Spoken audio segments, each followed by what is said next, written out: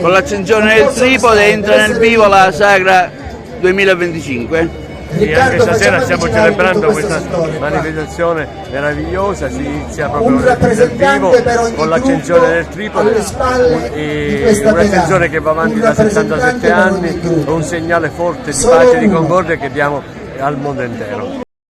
Non immaginavo che ci fosse un bagno di folla così come questa sera, rimango meravigliato e soprattutto sono entusiasta anche io di questo momento di unione tra tanti popoli, ma soprattutto la rispondenza da parte della cittadinanza. Questo è una nota di merito e quindi di complauso a tutti coloro che si sono adoperati per questo momento importante. Il momento più suggestivo, secondo me, ho sempre dato nelle nostre organizzazioni un significato particolare, un'enfasi particolare a questo momento perché per me è il più bello, il più significativo di tutta la manifestazione.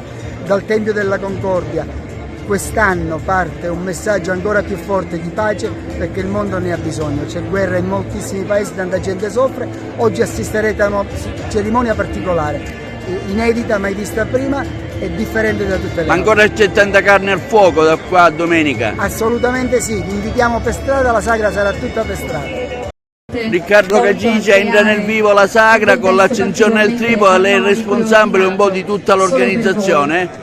Sì, questa sera è una giornata splendida, ricca di gioia, di colore e di tutti i gruppi provenienti da ogni parte del mondo per accendere questo fuoco, un fuoco che simboleggia la pace nel mondo, ma in questo momento tutti i popoli hanno bisogno di questo meraviglioso messaggio che parte dal Tempio della Valle della Concordia che simboleggia la pace nel mondo. I bambini del mondo hanno fatto da protagonista, stamattina abbiamo visto Sold Out alla Palacongressi.